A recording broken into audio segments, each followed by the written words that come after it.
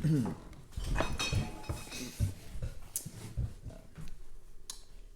there, guys. So today we have another review at... Oh, shit. 1 second. Let's do this first. We'll just edit that part. And scene.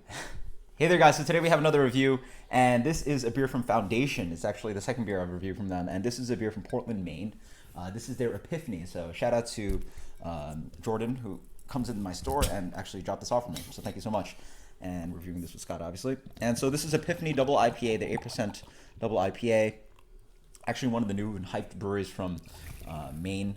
They actually are like attached to Bissell Brothers. So if you know Bissell Brothers, another hyped Maine brewery. If you don't, they're right by Allagash as well. So this is their double IPA, probably their highest rated beer. Cool. 8% double IPA.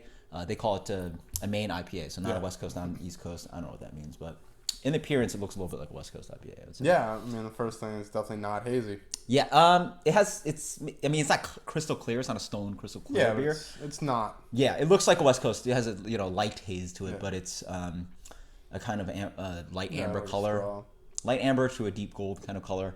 But yeah, it looks like a West Coast IPA to me. Definitely. So yeah, let's get everyone on this.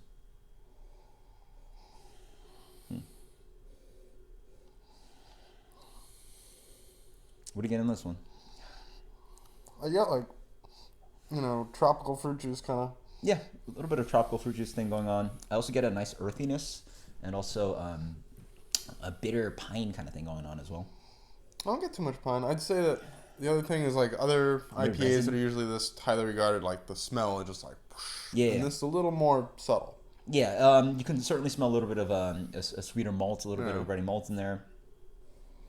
Apparently they don't use crystal malt, but it does have a little sweetness to it. And actually, in the color, surprisingly, it comes in the color.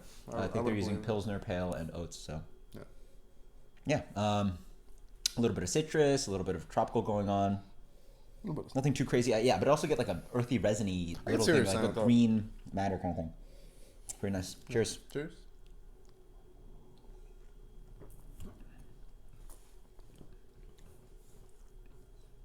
Okay. So yeah, what I was getting on the nose follows that kind of like, what is it? It's like earthy, dank kind of thing, a little bit. Yeah, it's a little dank. It's got maybe I see what you mean by some earthiness. Yeah, maybe like minerality almost. Yeah, maybe, but it's almost like again a little bit of like earthy, a little bit of leafy kind of thing, just like dragging on the palate. Leans more like resiny kind of flavors, not this like bright spruce and pine thing, like rich, intense resins is what I mostly get on this one. Yeah, I think there's a little bit of pine there. Mm-hmm. I think for me the thing is this is just really well balanced. Like it's got a strong mouthfeel. It is hoppy. It's got a little bit of bitterness. It's got maybe a tinge of sweetness, but up front you do get an assault of tropical fruits and citrus as well. A little bit of this mango, pineapple thing. A good amount of like juicy citrus, like orange tangerine kind of thing. Up front. Definitely get a lot of orange. Mm-hmm. Doesn't taste like an 8% beer at all. If anything, it's arguably watery for 8%. It's not like a chewy kind of 8%. It's arguably it drinks like a 6.5, 6% like watery, not watery, but for the oats at a pretty nice mouthfeel. It's like a little more similar to the New England stuff. Mm-hmm. But in general, to me, I would say it leans more towards a West Coast IPA. A really well done West Coast IPA. I don't think it has that cloying bitterness in it. It's like it's not really a bitter beer. Yeah. In general. Again, this is what I call sort of a West Coast 2.0 kind of beer. Like it just evolves on the style a little bit. Again, appearance-wise, doesn't hit the East Coast thing. Doesn't have or New England thing. Yeah, sure. Doesn't burst on the aroma. It has a good amount of that earthy pine resiny kind of thing that I get in a lot of West Coast IPAs. And it has that sweetness too. Like even when West Coast IPAs are fruity, they're that kind of sweet, juicy, grapefruit, tropical, orange kind of thing. And this it's malty though. Not necessarily, but it has a sweetness. It definitely has a sweetness. No, I agree.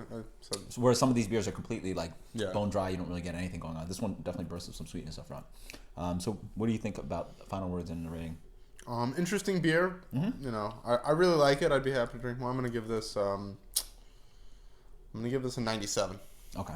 I think people absolutely love this beer. I think it actually gets really high ratings. So I don't know if that colors what I think of it, but I'm not as blown away by it. It again is really, really good for that West Coast 2.0 kind of beer. So again, again, I think people will give me like really high ratings. I'm gonna go with something like a 96 minus. 96 minus. It's just really, it's like sort of the top end for me of that kind of West Coast style, but not hitting what exactly I'm looking for in a East Coast style double IPA, but sort of the best you can sort of get in what I think in the West Coast style. So until next time, guys, cheers. Cheers. Later. It's a little bit longer for you. I don't know. Was it?